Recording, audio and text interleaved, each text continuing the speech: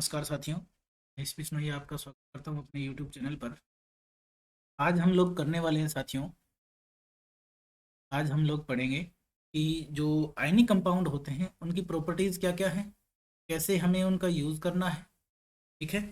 और जब मेटल और नॉन मेटल आपस में रिएक्ट करते हैं तो हमें पता चल गया था कि जब मेटल प्लस नॉन मेटल मिलते हैं, यानी मेटल और नॉन मेटल जब मिलते हैं क्या बनाते हैं, आयनिक कंपाउंड बनाते हैं।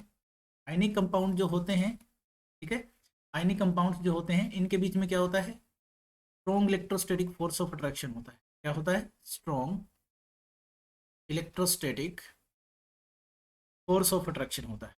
क्या होता है? Strong electrostatic force of attraction होता है। कैसे बनते हैं? जैसे एग्जांपल के लिए हम देख लेते हैं कि जो सोडियम होता है हमें पता है उसका एटॉमिक नंबर कितना होता है, 11 होता है, 11 होता है।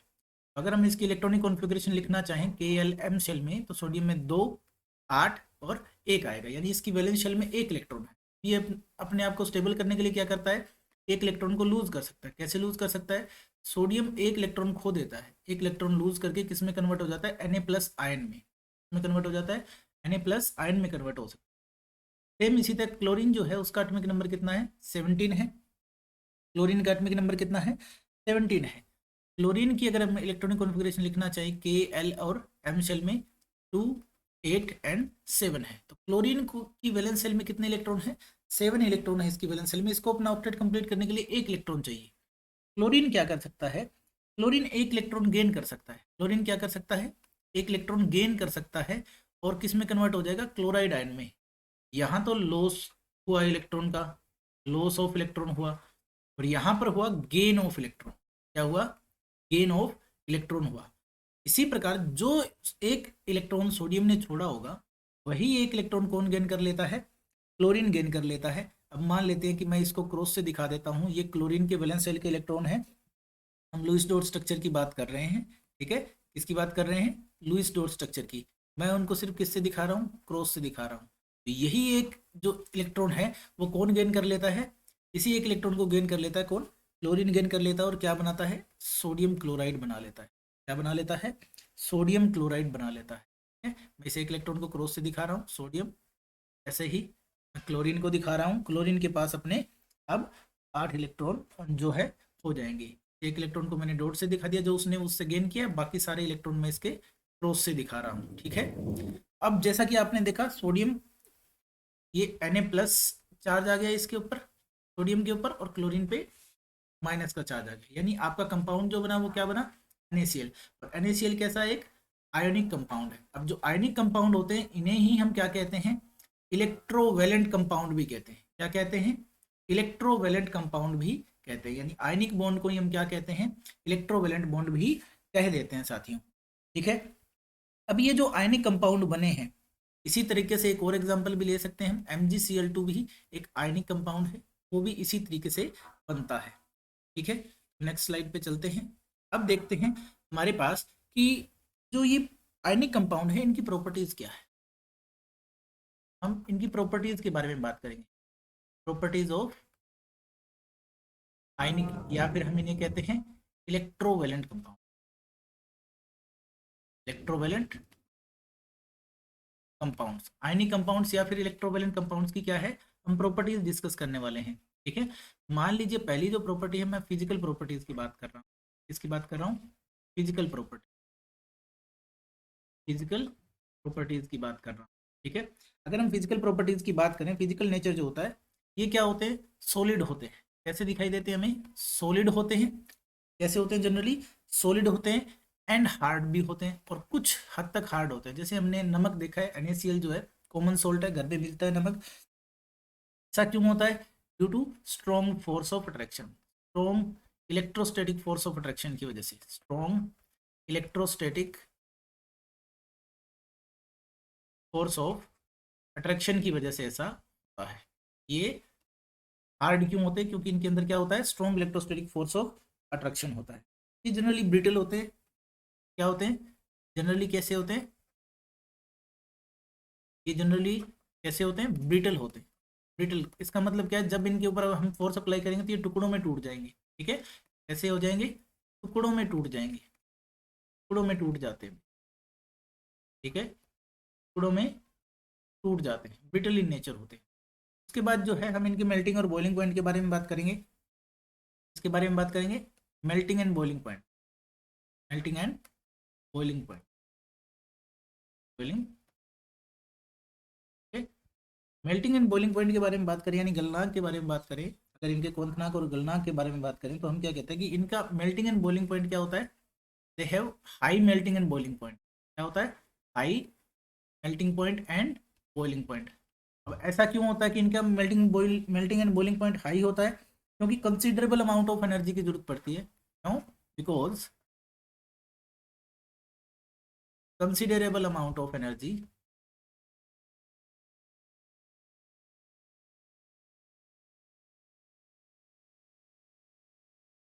इज रिक्वायर्ड, क्योंकि considerable amount of energy require होती है किसके लिए, to break the strong inter ionic attraction, break strong inter ionic interactions, यानी आयन आयन के बीच में जो इंटरेक्शन है, यानी जिनको हम इलेक्ट्रोस्टैटिक इंटरेक्शन बोलते हैं, उनको तोड़ने के लिए हमें एनर्जी की रिक्वायरमेंट होती है। नेक्स्ट जो प्रॉपर्टी क्या होती है, नेक्स्ट जो इनकी प्रॉपर्टी है वो सोल्यूबिलिटी है, क्या है, सोल्यूबिलिटी है, घुलनशीलता। सोल्यूबिलिटी का मतलब क्या है, घुलनशीलता है, ठीक है, घुलनशीलता। तो सिंपल सी बात है, केमिस्ट्री का एक रूल है, like dissolve like, like dissolve like, जो जैसा है वो उसी में घुलता है, ठीक है। इसका मतलब क्या है, आयनिक कंपाउंड्स क्या होते हैं, पोलर में होते हैं, आयनिक क्या होते हैं, पोलर इन नेचर, कैसे होते हैं, पोलर इन नेचर होते हैं। तो डिजोल्व, ये किस में डिजोल्व होते हैं, ये पोलर कंपाउंड में ही घुल जाते हैं, डिजोल्व इन पोलर सोलवेंट, तो ये किस में घुल जाते हैं, पोलर सोलवेंट में ही घुल जाते हैं, ठीक है। आयनिक कंपाउंड जो होते हैं वो पोलर नेचर के होते हैं और पोलर कंपाउंड में ही घुल जाते हैं, ठीक है। अब जो नेक्स्ट जो प्रॉपर्टी है, इसके बारे में कई बार क्वेश्चन पूछ लेता है, ये क्या है, कंडक्शन ऑफ इलेक्ट्रिसिटी, इसके बारे में बात कर रहे हैं, कंडक्शन ऑफ इलेक्ट्रिसिटी के बारे में बात कर रहे हैं, कि इलेक्ट्रिसिटी यानी विद्युत चालकता की बात कर रहे हैं, ठीक है, इसकी बात कर रहे हैं, विद्युत चालकता, ठीक है, विद्युत चालकता की बात कर रहे हैं। विद्युत चालकता की बात करेंगे तो आयनिक कंपाउंड की इलेक्ट्रिसिटी कंडक्ट करने की पावर क्या होती है, देखो दो दो केस होते हैं। पहला केस क्या है, जब ये सॉलिड स्टेट में होते हैं, किस स्टेट में होते हैं, सॉलिड स्टेट में। जब ये सॉलिड स्टेट में होते हैं तो ये इलेक्ट्रिसिटी कंडक्ट नहीं करते हैं, डू नॉट कंडक्ट इलेक्ट्रिसिटी, ठीक है। जब भी ये सॉलिड स्टेट में होते हैं तो ये इलेक्ट्रिसिटी को कंडक्ट नहीं करते हैं। ये इलेक्ट्रिसिटी को कंडक्ट कब करते हैं, तो फिर जब ये मोल्टन स्टेट में होते हैं, इन molten state, in molten state they conduct electricity, ऐसा क्यों, they conduct electricity due to availability of free electron, due to availability of free electrons, यानी यहाँ जो है फ्री इलेक्ट्रॉन अवेलेबल होते हैं, क्या अवेलेबल होते हैं, फ्री इलेक्ट्रॉन्स अवेलेबल होते हैं, इस वजह से ऐसा हो रहा है, ठीक है। फ्री इलेक्ट्रॉन अवेलेबल होते हैं हमारे पास, क्योंकि जब मोल्टन स्टेट में होते हैं तो उनका फोर्स ऑफ अट्रैक्शन क्या हो जाता है, थोड़ा वीक हो जाता है, तो इलेक्ट्रॉन फ्री मिलते हैं हमें, ठीक है, फ्री इलेक्ट्रॉन होते हैं, इसलिए सुचालक होते हैं किसमें, मोल्टन स्टेट में मोल्टन अवस्था में, ठीक है, मोल्टन अवस्था में क्या होते हैं, सुचालक होते हैं।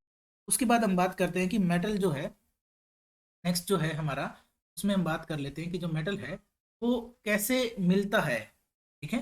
मेटल जो है हमारा, वो उसकी ऑक्यूरेंस कैसे होती है, वो पाया कैसे जाता है। तो मेटल जो है वो अर्थ की क्रस्ट में पाया जाता है, पृथ्वी की कोर में पाया जाता है। Metals are found in earth crust, ठीक है, पृथ्वी की कोर में पाए जाते हैं, ठीक है, या पृथ्वी की सतह में, पृथ्वी की सतह के नीचे हम कह सकते हैं, कोर ना कह के क्या कह सकते हैं, पृथ्वी की सतह के नीचे पाए जाते हैं, ठीक है, पृथ्वी की सतह के नीचे पाए जाते हैं। अगर मेटल की बात करें तो मेटल कहाँ पाए जाते हैं? अर्थ क्रस्ट में, ठीक है। उनमें कुछ सोल्यूबल सोल्ट भी होते हैं मेटल्स के अंदर, ठीक है। जो एलिमेंट और कंपाउंड होते हैं जो नेचुरली अर्थ की क्रस्ट में पाए जाते हैं उनको हम मिनरल कहते हैं। जो एक इंपॉर्टेंट डेफिनेशन आती है, पहली डेफिनेशन इसके अंदर क्या है, मिनरल्स क्या होते हैं, ठीक है। मिनरल क्या है, तो मिनरल किसे कहते हैं? द एलिमेंट्स और कंपाउंड्स, एलिमेंट्स और कंपाउंड्स, एलिमेंट्स और compounds which occur naturally, which occur naturally in earth crust, ठीक है। अर्थ क्रस्ट में जो नेचुरली पाए जाते हैं उन्हें क्या कहते हैं? मिनरल कहते हैं, आर नोन एज मिनरल्स। उन्हें क्या कहा जाता है? मिनरल कहा जाता है। उन्हें क्या कहा जाता है? मिनरल कहा जाता है। देखो मिनरल्स के अंदर क्या होता है, कई बार तो बहुत ही हाई परसेंटेज होता है मेटल का, कई बार लो परसेंटेज होता है मेटल का। तो ऐसे मिनरल्स जिनके अंदर से मेटल्स को प्रॉफिटेबली एक्सट्रैक्ट किया जा सकता है उनको हम ओर कहते हैं। उनको हम क्या कहते हैं? ओर कहते हैं। और क्या होती है? द मिनरल्स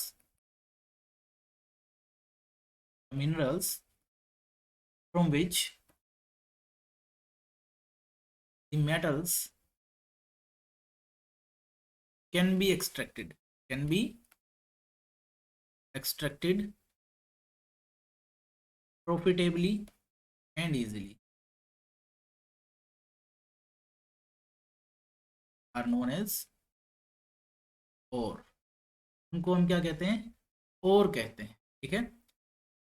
देखो जो भी एलिमेंट या कंपाउंड अर्थ की क्रस्ट में नेचुरली ओकर होते हैं, नेचुरली पाए जाते हैं, उनको तो हम कहते हैं मिनरल्स, ठीक है। मिनरल की बात आ गई तो क्या है? मिनरल्स हैं।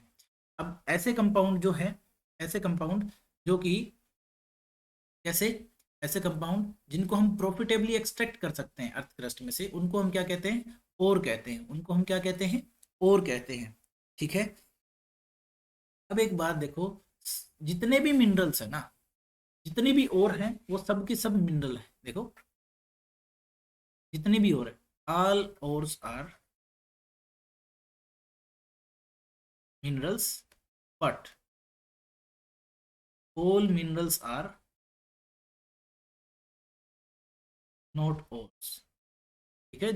सारी और तो मिनरल हैं, लेकिन जितने भी मिनरल हैं सारे के सारे और नहीं है, क्योंकि सिर्फ और उन्हीं को कहते हैं जिनसे हम मेटल्स को प्रॉफिटेबली और इजीली एक्सट्रैक्ट कर सकते हैं, ठीक है। जिसमें पैसा ज़्यादा लगे उनको तो नहीं कर सकते भाई, ना ही उनको हम कह सकते हैं, ठीक है। चलो नेक्स्ट पे बात करते हैं। अब हमारे पास आता है कि जैसे हमने पढ़ा था कि मेटल्स जो है ना ऑक्सीजन के साथ अलग अलग रिएक्ट करते हैं, उनकी रिएक्टिविटी में ऑक्सीजन के साथ क्या होती है? अलग अलग होती है। तो हम एक्टिविटी सीरीज के बारे में जान लेते हैं। किसके बारे में जान लेते हैं? एक्टिविटी या रिएक्टिविटी सीरीज भी इसको कह सकते हैं। एक्टिविटी सीरीज जो है, एक्टिविटी सीरीज ऑफ मेटल्स, इससे क्वेश्चन बन सकते हैं आपके, पूछ सकता है कौन ज़्यादा रिएक्टिव है, कौन कम रिएक्टिव है, ठीक है। इसके बारे में बात करते हैं। एक्टिविटी सीरीज ऑफ मेटल जो होती है, ये एक्टिविटी सीरीज जो है, ये आपके पास होती है कि मेटल की रिएक्टिविटी क्या है, कितना इजीली वो रिएक्ट करता है, उसके बेस पे। ये किस में है? इन ये है आपका डिक्रीजिंग ऑर्डर में। इसमें है decreasing order of reactivity of metal sorry, reactivity of metals, यानी मेटल्स के रिएक्टिविटी के डिक्रीजिंग ऑर्डर में है। तो इस सीरीज में सबसे पहला जो एलिमेंट आता है वो आता है आपके पास पोटेशियम। सबसे रिएक्टिव एलिमेंट जो हम मानेंगे इसमें, सबसे एक्टिव एलिमेंट जो है वो पोटेशियम है।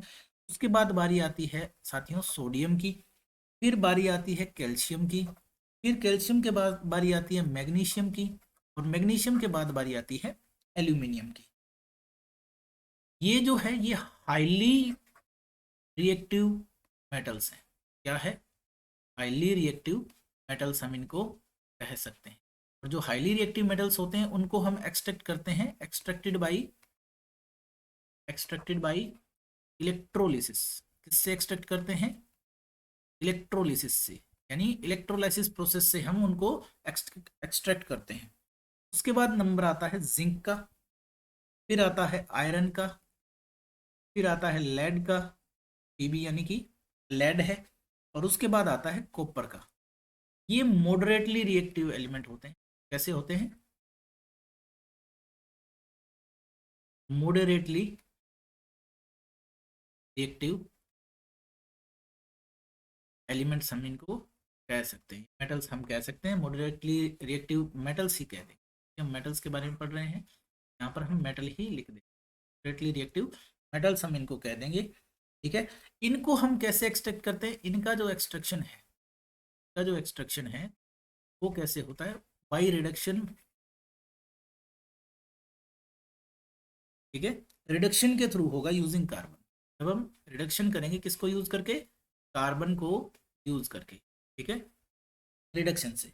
उसके बाद आता है हमारे पास Ag एंड Au। ये जो सबसे लास्ट में है ये least reactive element.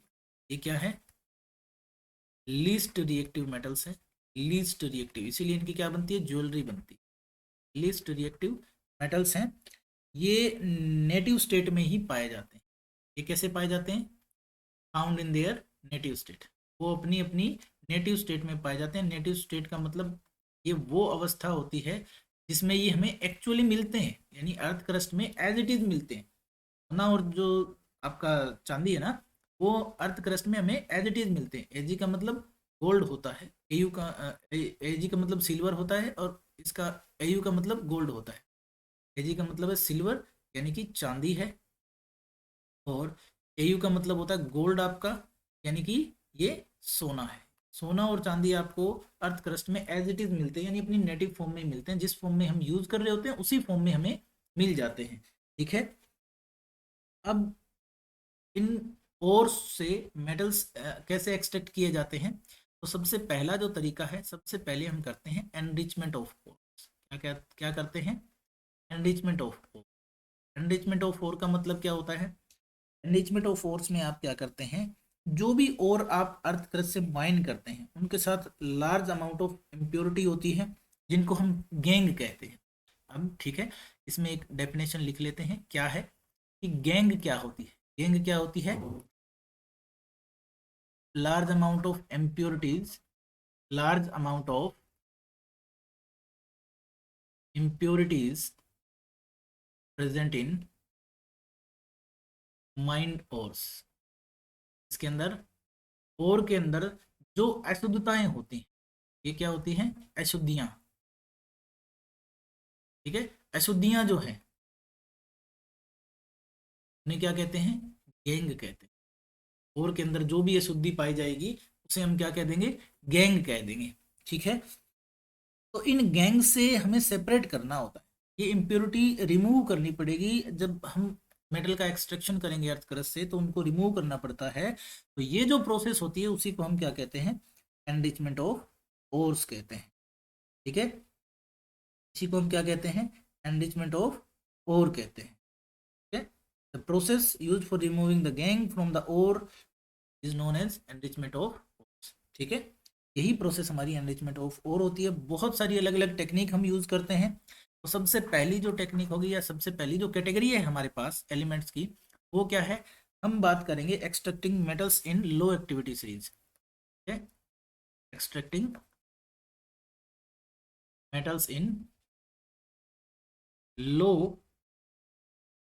Metals, extracting metals low in activity series, यानी जो एक्टिविटी सीरीज के लास्ट में, जैसे सिल्वर है, गोल्ड है, low activity, low in activity series. अगर हम इनको एक्सट्रैक्ट करने की बात करें तो उसके बारे में अभी हम बात करने वाले हैं। ठीक है, देखते हैं। तो अगर हम एक्सट्रैक्ट करेंगे मेटल्स जो कि लो है एक्टिविटी सीरीज में, तो जो लो है वो बहुत ही अनरिएक्टिव होते हैं। ऐसे ऐसे मेटल्स क्या होते हैं? अनरिएक्टिव मेटल होते हैं। ये मेटल कैसे होते हैं? अनरिएक्टिव, अक्रियाशील होते हैं। कैसे होते हैं? अक्रियाशील धातु होते हैं, अक्रियाशील धातुएं। ठीक है, ये कैसी धातु होती है? अक्रियाशील धातु होती हैं। अब जो ऑक्साइड्स होते हैं मेटल के, उनको हम रिड्यूस कर सकते हैं सिर्फ हीटिंग से ही। ठीक है, तो हम क्या करते हैं? मेटल के जो ऑक्साइड होंगे, मेटल ऑक्साइड को हम रिड्यूस कैसे करेंगे? हीट करके। हीटिंग से हम क्या कर देंगे, उनको रिड्यूस कर देंगे। ये रिडक्शन है, इसके थ्रू रिडक्शन बाई हीटिंग है, रिडक्शन बाई हीटिंग है। ठीक है, जैसे एग्जाम्पल के लिए हम लेंगे किसको, सिनेबर को ले सकते हैं। किसको ले सकते हैं, सिनेबर। ठीक है, सिनेबर का मतलब क्या होता है, HgS। ठीक है, मर्क्यूरी सल्फाइड जो है ये ओर है, is an ore of mercury, is an ore of mercury. Mercury का मतलब आपका पारा होता है, पारा, यानी कि Hg की ओर है ये। ठीक है, सिनेबर क्या है, Hg की ओर है। ठीक है, जब हम इसको एयर में हीट करते हैं, ये पहले तो मर्क्यूरिक ऑक्साइड में कन्वर्ट होती है और फिर हम उसको रिड्यूस करते हैं फर्दर हीटिंग से, किसमें, मर्क्यूरी में। यानी कि पहले तो आप HgS को हीट करोगे एयर की प्रेजेंस में। ठीक है, HgS को हीट करोगे किसकी प्रेजेंस में, एयर की प्रेजेंस में हीट करोगे, तो ये किस में कन्वर्ट हो जाएगा, HgO में कन्वर्ट हो जाएगा। ठीक है, HgO सॉलिड, और आपके पास SO2 गैस बाहर निकलेगी। ठीक है, SO2 गैस बाहर निकलेगी। फर्दर जब आप हीट करोगे HgO सॉलिड को, तब आपको क्या मिलेगा, फर्दर हीटिंग से आपको क्या मिलेगा, आपको Hg मिल जाएगा, मर्क्यूरी मिल जाएगा। ठीक है, लिक्विड स्टेट में आपको मर्क्यूरी मिलेगा, साथ में ऑक्सीजन गैस बाहर निकल जाएगी। यानी मर्क्यूरी को आप कैसे एक्सट्रैक्ट कर सकते हो, ये लो इनएक्टिविटी सीरीज होता है। कैसे एक्सट्रैक्ट कर सकते हो, पहले तो हम इसको ऑक्सीजन के साथ हीट करेंगे, हीटिंग इन दी एयर। हम हीट करेंगे इसको कैसे, एयर की प्रेजेंस में हीट कर देते हैं। जैसे ही हम हीट करेंगे ये किस में कन्वर्ट हो जाएगा, HgO में कन्वर्ट हो जाता है। किस में कन्वर्ट हो जाता है, HgO में कन्वर्ट हो जाता है। ये किस में कन्वर्ट होगा, HgO में कन्वर्ट होगा। फिर इसी HgO को हम फर्दर हीट कर देंगे तो हमें क्या मिल जाएगा, हमें मिल जाएगा हमारा मर्क्यूरी, Hg मेटल मिल जाएगा, जिसकी हमें ज़रूरत है। ठीक है, नेक्स्ट हम चलते हैं। अब नेक्स्ट हम बात कर लेते हैं, ऐसे ही कॉपर सल्फाइड जो होती है उसको भी हम ऐसे ही निकाल सकते हैं। ठीक है, कॉपर भी निकाला जा सकता है, जो कॉपर सल्फाइड की प्रेजेंस में प्रेजेंट होता है उसको भी हम ऐसे ही फाइंड आउट कर सकते हैं। ठीक है, कॉपर सल्फाइड के लिए भी हम यूज करते हैं, उसको पहले ऑक्सीजन के साथ क्या करते हैं, हीट करेंगे।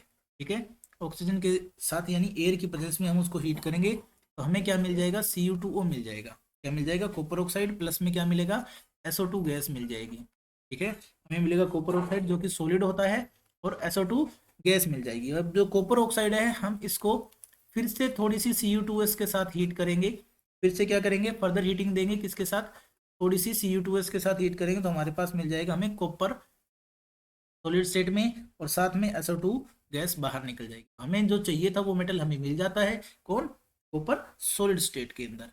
ठीक है, जो नेक्स्ट जो है हमारे पास मेटल, अब हम उन मेटल्स के बारे में बात करेंगे जिनको हम क्या कर सकते हैं, जो कि किस में प्रेजेंट होते हैं, जो कि मिडल इनएक्टिविटी सीरीज में होते हैं। ठीक है, अब हम एक्सट्रैक्शन की बात करेंगे, एक्सट्रैक्शन ऑफ मेटल्स,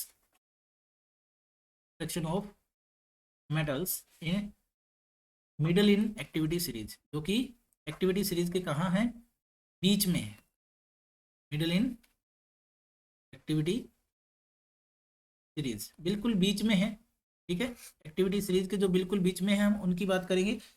तो जो बिल्कुल बीच में है, जैसे आयरन है, जिंक है, लेड है, कॉपर है, ये मॉडरेटली रिएक्टिव होते हैं। एग्जाम्पल क्या है, आयरन, जिंक, लेड, कॉपर, ये मॉडरेटली रिएक्टिव होते हैं। कैसे होते हैं, मॉडरेटली रिएक्टिव होते हैं। अगर मॉडरेटली रिएक्टिव है तो ये यूजुअली सल्फाइड और कार्बोनेट की फॉर्म में प्रेजेंट होते हैं। किसकी फॉर्म में प्रेजेंट होते हैं, usually present in the form of, usually present in the form of sulphides. याद रखना है इस चीज को, इसकी फॉर्म में प्रेजेंट होते हैं सल्फाइड्स एंड कार्बोनेट्स। इसकी फॉर्म में प्रेजेंट होते हैं सल्फाइड एंड कार्बोनेट। इस पॉइंट को याद रखना है, ये बिल्कुल इंपॉर्टेंट पॉइंट, अभी स्टार लगा रहा हूँ। ठीक है, इसको बिल्कुल याद रखना है। जो मॉडरेटली रिएक्टिव एलिमेंट होते हैं ना, वो किसकी प्रेजेंट में होते हैं, किसकी फॉर्म में प्रेजेंट होते हैं जनरली, वो अपनी सल्फाइड और कार्बोनेट्स की फॉर्म में प्रेजेंट होते हैं। अब इनसे डायरेक्ट मेटल को एक्सट्रैक्ट करना इजी नहीं होता है, इसलिए हम पहले इनको कन्वर्ट करते हैं किसमें, ऑक्साइड में कन्वर्ट करते हैं। सल्फाइड और कार्बोनेट्स को पहले किस में कन्वर्ट करेंगे, जो सल्फाइड है एंड कार्बोनेट है, जो सल्फाइड एंड कार्बोनेट्स, इनको हम पहले कन्वर्ट करेंगे किस में, ऑक्साइड्स में। जब हम ऑक्साइड में कन्वर्ट कर लेंगे, फिर हम उनको क्या करेंगे, उनका रिडक्शन करेंगे। फिर हम क्या करेंगे, उनका रिडक्शन करेंगे, और रिडक्शन से हमें क्या मिल जाएगा, कोरेस्पॉन्डिंग मेटल मिल जाएगा। ठीक है, अब इस प्रोसेस में दो चीज़ें और होती हैं जिनके बारे में हमें बात कर लेनी है। ठीक है, ऐसा होता है जो सल्फाइड ओर है उनको हम हीट स्ट्रॉन्ग हीटिंग करते हैं in the presence of excess of air. ठीक है, तो उस प्रोसेस को हम कहते हैं रोस्टिंग। उस प्रोसेस को क्या कहा जाता है? रोस्टिंग। डेफिनेशन है भाई, आराम से देख लेना, इसको समझ लेना बिल्कुल अच्छे से। एग्जाम में पूछी गई चीज है ये, रोस्टिंग और कैल्सिनेशन दोनों ही पूछी जाती हैं एग्जाम में। ठीक है, हम इसका कलर भी चेंज कर लेते हैं। ठीक है, रोस्टिंग की बात करते हैं कि रोस्टिंग क्या होता है। जो सल्फाइड ओर है, इस सल्फाइड ओर्स, कौन सी ओर है? सल्फाइड वाली ओर है। इस सल्फाइड ओर्स, जो सल्फाइड ओर है, हम उनको क्या करते हैं? कन्वर्ट करते हैं इनटू में ऑक्साइड, और converted into oxides by strongly heating, by strong heating in the presence of air, in the presence of air, यानी एयर की प्रेजेंस में। एयर, अब एयर किस में है? एक्सेस में है हमारे पास, बहुत एक्सेस में, यानी खूब एयर की प्रेजेंस है उसमें। जब इसको हीट करते हैं, इस प्रोसेस को हम क्या कहते हैं? इस प्रोसेस को हम कहते हैं रोस्टिंग। ठीक है, this process is known as,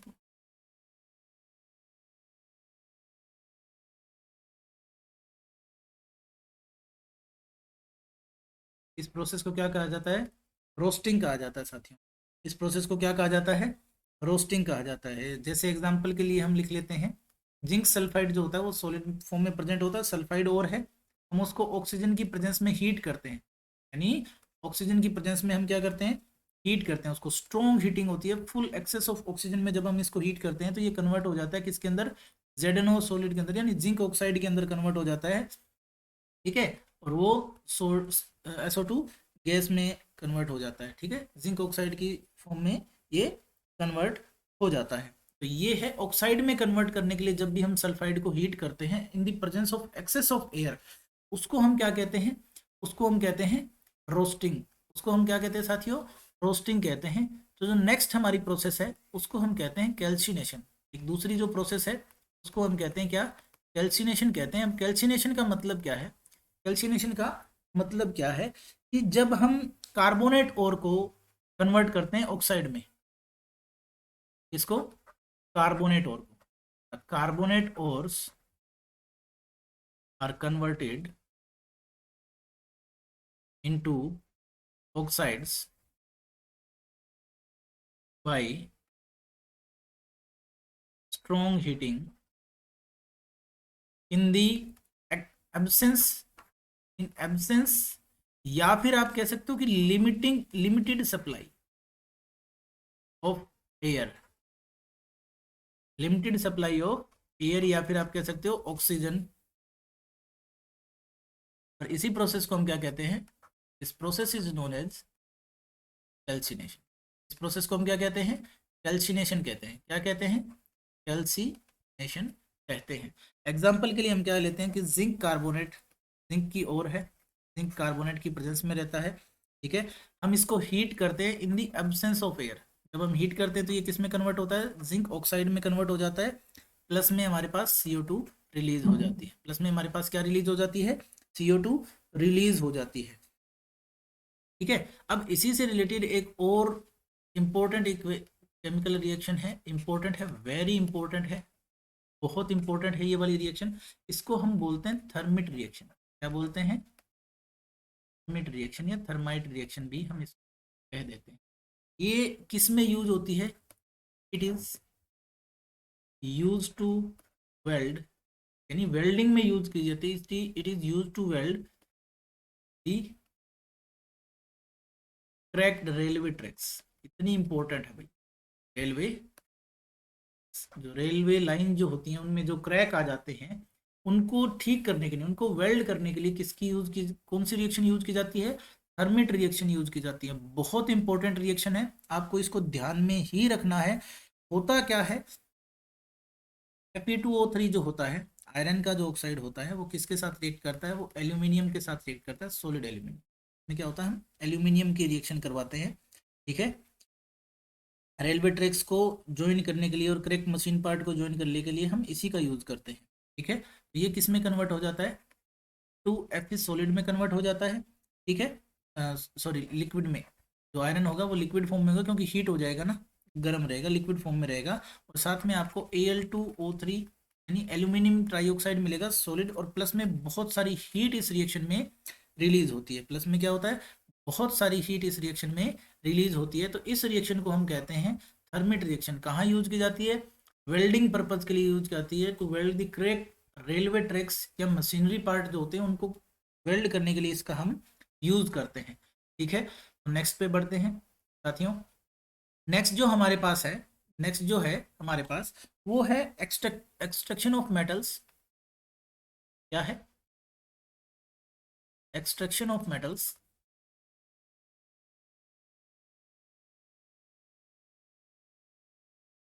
high in activity series, जो एक्टिविटी सीरीज में हाई है, यानी कि ऐसे मेटल्स जो हाईली रिएक्टिव होते हैं, ऐसे मेटल्स जो हाईली रिएक्टिव होते हैं, हम उनको कैसे एक्सट्रैक्ट करते हैं। पहली बात तो ये वेरी रिएक्टिव मेटल्स होते हैं। कैसे होते हैं, very reactive metals, very reactive metals हैं, ठीक है।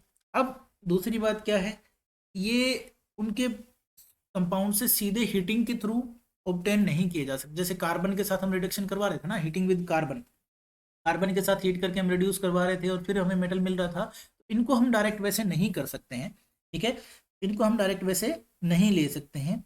जैसे एग्जांपल के लिए क्या है, कार्बन जो है ना सोडियम के ऑक्साइड को या मैग्नीशियम के ऑक्साइड को रिड्यूस नहीं कर सकता, ठीक है। हम क्या लिख सकते हैं, for example carbon can not reduce, carbon can not reduce the oxides of sodium, magnesium, calcium and aluminium, calcium and aluminium, ये इनके ऑक्साइड को रिड्यूस कर ही नहीं सकता, ठीक है। ये इनके ऑक्साइड्स को, ऐसा क्यों, क्योंकि ये मेटल जो होते हैं ना, इनकी एफिनिटी ऑक्सीजन के लिए ज़्यादा होती है एज कंपेयर टू कार्बन। ऐसा क्यों, because these metals have these metals have more affinity, more affinity for oxygen as compared to carbon. यानी कार्बन के मुकाबले इनकी टेंडेंसी ऑक्सीजन के साथ बाइंड करने की ज़्यादा होती है, इसलिए कार्बन इनको रिड्यूस करके, इनकी ऑक्साइड को रिड्यूस करके इनको मेटलिक फॉर्म में नहीं ला सकता है। तो इनको हम कैसे फिर लेके आएंगे, दीज कैन बी ऑब्टेन्ड, इनको हम ऑब्टेन कर सकते हैं, these can be obtained, this can be obtained by electrolytic reduction, electrolytic reduction.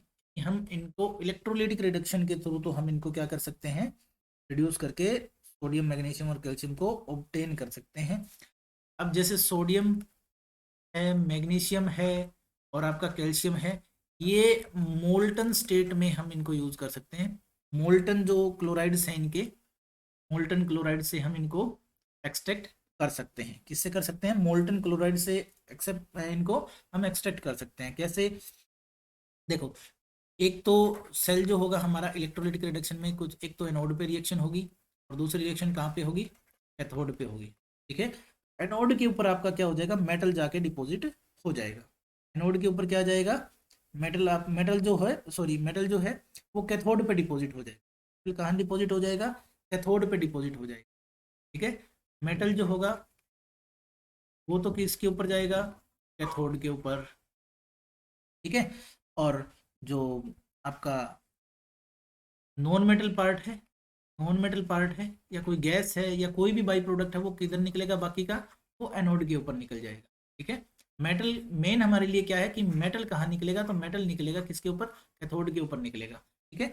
Anode पे अगर मान लो हम एग्जांपल ले लें, किसका एग्जांपल ले लें, सोडियम क्लोराइड का, यानी मोल्टन सोडियम, सोडियम क्लोराइड है हमारे पास, इसका अगर हम एग्जांपल ले तो एनोड पे क्या रिएक्शन होगी, एनोड पे जो रिएक्शन होती है वो ये होती है कि दो क्लोराइड आयन जो होते हैं वो किस में कन्वर्ट हो जाते हैं, क्लोरीन गैस में, और दो इलेक्ट्रॉन यहाँ पर रिलीज कर देते हैं, ठीक है। सोडियम जो होता है सोडियम जो होता है कैथोड पे क्या रिएक्शन होगी, सोडियम आयन जो होता है वो एक इलेक्ट्रॉन गेन करता है और किस में कन्वर्ट हो जाता है, सोडियम सॉलिड में कन्वर्ट हो जाता है। यानी इलेक्ट्रोलाइटिक रिडक्शन के थ्रू हम हाईली रिएक्टिव एलिमेंट्स को हम क्या कर सकते हैं, एक्सट्रैक्ट कर सकते हैं साथियों। ठीक है, तो आज के लेक्चर में इतना ही, आज के लेक्चर में साथियों इतना ही। आपको इसकी तैयारी करते रहना है, इसको ध्यान से पढ़ना है। अगर कोई डाउट आता है तो आप कमेंट सेक्शन में मेरे पास छोड़ सकते हो। ठीक है, थैंक यू।